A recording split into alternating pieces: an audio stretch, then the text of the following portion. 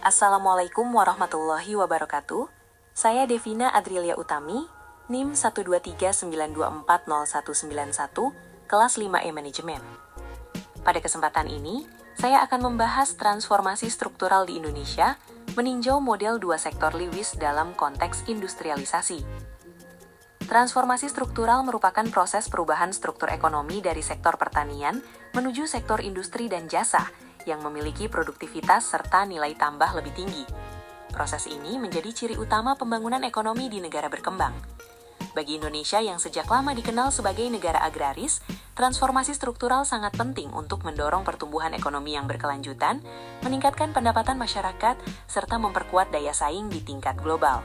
Industrialisasi berperan sebagai motor utama dalam proses perubahan tersebut. Dalam teori pembangunan ekonomi, model dua sektor Lewis menjelaskan bahwa pembangunan terjadi ketika surplus tenaga kerja dari sektor tradisional, yaitu pertanian, berpindah ke sektor modern, yaitu industri, yang menawarkan produktivitas dan upah lebih tinggi.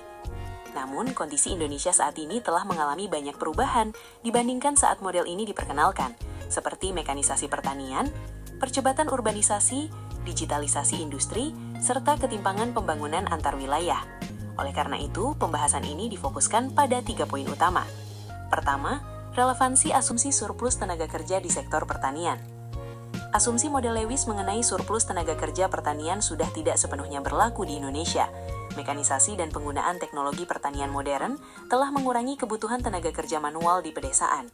Di sisi lain, meskipun perpindahan tenaga kerja dari desa ke kota masih terjadi, banyak tenaga kerja yang tidak terserap ke industri modern, melainkan masuk ke sektor informal perkotaan. Rendahnya tingkat pendidikan dan keterampilan, serta meningkatnya otomatisasi di sektor industri, menjadi faktor utama yang membatasi penyerapan tenaga kerja formal. Hal ini menunjukkan bahwa model Lewis masih relevan sebagai kerangka konseptual, namun perlu penyesuaian dengan kondisi ekonomi modern. Kedua, faktor-faktor yang memengaruhi transformasi struktural di Indonesia. Transformasi struktural dipengaruhi oleh berbagai faktor yang saling berkaitan, antara lain investasi, kualitas sumber daya manusia, teknologi dan digitalisasi, infrastruktur, serta urbanisasi. Investasi industri menjadi pendorong utama perubahan struktur ekonomi, namun distribusinya yang tidak merata menyebabkan transformasi lebih cepat terjadi di Pulau Jawa dibandingkan wilayah lainnya.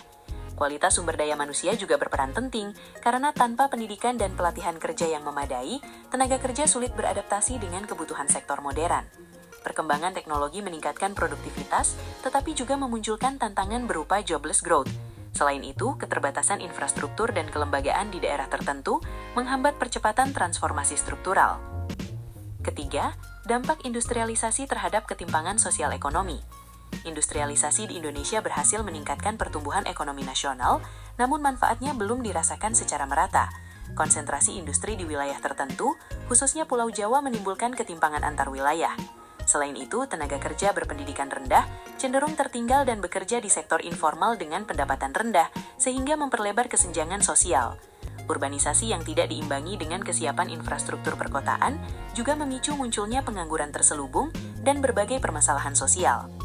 Sebagai kesimpulan, modal dua sektor Lewis masih dapat digunakan sebagai dasar untuk memahami arah transformasi struktural di Indonesia, namun tidak lagi sepenuhnya menggambarkan realitas ekonomi modern. Transformasi struktural Indonesia dipengaruhi oleh investasi, kualitas sumber daya manusia, teknologi, infrastruktur, dan urbanisasi, serta masih berlangsung secara tidak merata. Oleh karena itu, diperlukan strategi industrialisasi yang lebih inklusif, pemerataan investasi antar wilayah, serta peningkatan kualitas sumber daya manusia agar pertumbuhan ekonomi dapat dinikmati secara lebih adil dan berkelanjutan. Terima kasih atas perhatiannya. Wassalamualaikum warahmatullahi wabarakatuh.